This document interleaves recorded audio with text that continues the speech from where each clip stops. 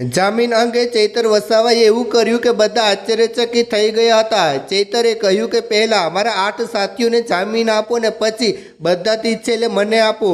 વાહ શું વાત છે, આને કહેવાય અસલી સિંહ। મિત્રો, ગુજરાતની રાજનીતિમાં છેલ્લા કેટલાય સમયથી ડેડિયાપાડાના આમ આદમી પાર્ટીના ધારાસભ્ય ચૈતર વસાવા સાથે જોડાયેલો કેસ ચર્ચામાં રહ્યો છે। આ મામલો વર્ષ 2023માં ડેડિયાપાડા ખાતે વન વિભાગના કર્મચારીઓ સાથે થયેલા વિવાદ અને ત્યારબાદ નોંધાયેલી ફરિયાદ સાથે શરૂ થયો હતો, જેના પગલે ધારાસભ્ય ચૈતર વસાવા, તેમના પત્ની શકુંતલાબેન વસાવા અને અન્ય 7 વ્યક્તિઓ સહિત કુલ 9 લોકો વિરુદ્ધ કાયદેકીય કાર્યવાહી હાથ ધરવામાં આવી હતી। નર્મદા સેશન કોર્ટ દ્વારા આ કેસમાં તમામ 9 આરોપીઓને દોષી ઠેરાવીને 7 વર્ષની જેલની સજા ફટકારવામાં આવતા રાજકીય વર્તુળોમાં ભારે ચકચાર મચી ગઈ હતી અને ત્યારબાદ ચૈતર વસાવાને વડોદરા જેલમાં ખસેડવામાં આવ્યા હતા।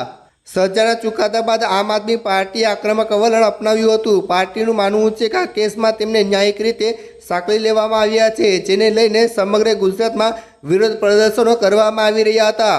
આમ આદમી પાર્ટીએ સ્પષ્ટતા કરી છે કે તેઓ આ લડાઈને કાયદેકીય રીતે ઉચ્ચ અદાલતો સુધી લઈ જશે। હાલમાં પાર્ટીની કાયદેકીય ટીમ અને દિલ્હીના વરિષ્ઠ વકીલોની સલાહ મુજબ સમગ્ર કેસની સમીક્ષા કરવામાં આવી રહી છે।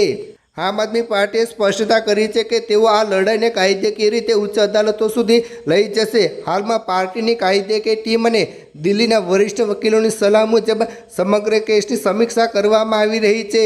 આ પ્રક્રિયાના ભાગરૂપે ચૈતર વસાવા સાથે જેલમાં બંધ અન્ય 7 આરોપીઓને જેલ મુક્ત કરાવવા માટે ગુજરાત હાઈકોર્ટમાં જામીન અરજીઓ દાખલ કરી દેવામાં આવી છે, જેની સુનાવણી પર સૌ કોઈની નજર ટકેલી છે। આ સમગ્ર કેસ વચ્ચે ચૈતર વસાવાની પોતાની જામીન અરજી અંગે એક ચોક્કસ રણનીતિ અપનાવવામાં આવી રહી છે।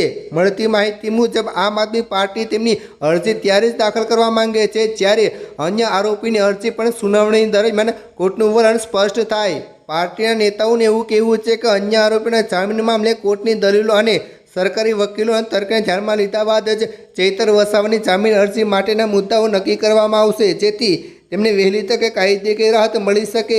અગાઉ શકુંતલા વસાવાના કિસ્સામાં તેમની જવાબદારી અને સંવેદનશીલતાને ધ્યાનમાં રાખીને સરકારે દલીલો ન કરતા તેમને જામીન મળ્યા હતા, જે એક મહત્વપૂર્ણ ઘટના રહી હતી। બીજી તરફ ચૈતર વસાવાના ધારાસભ્ય પદને લઈને કાનૂની અને રાજકીય સ્તરે ભારે ચર્ચા થઈ રહી છે। ભારતીય કાયદા મુજબ કોઈપણ ચૂંટાયેલા પ્રતિનિધિને 2 વર્ષ કે તેથી વધુની સજા થાય ત્યારે તેમનું ધારાસભ્ય પદ જોખમમાં મુકાય છે। આ મામલે વિધાનસભાના ઉપાધ્યક્ષ ઉમેશ મોદીએ કહ્યું હતું કે વિધાનસભાની લીગલ ટીમ આ સમગ્ર ચુકાદા અને કાયદેકીય જોગવાઈનો ઊંડાણપૂર્વક અભ્યાસ કરી રહી છે। આ અભ્યાસ પૂર્ણ થયા બાદ તેનો અહેવાલ વિધાનસભાના અધ્યક્ષ શંકર ચૌધરી સમક્ષ રજૂ કરવામાં આવશે, જેના આધારે જ ધારાસભ્ય પદ પર રહેવું કે નહીં તે અંગે અંતિમ નિર્ણય લેવામાં આવશે। આ મુદ્દો ચૈતર વસાવાના રાજકીય ભવિષ્ય માટે જ નહીં પરંતુ સમગ્ર ડેડિયાપાડા વિધાનસભાના મત વિસ્તાર માટે અત્યંત મહત્વનો છે।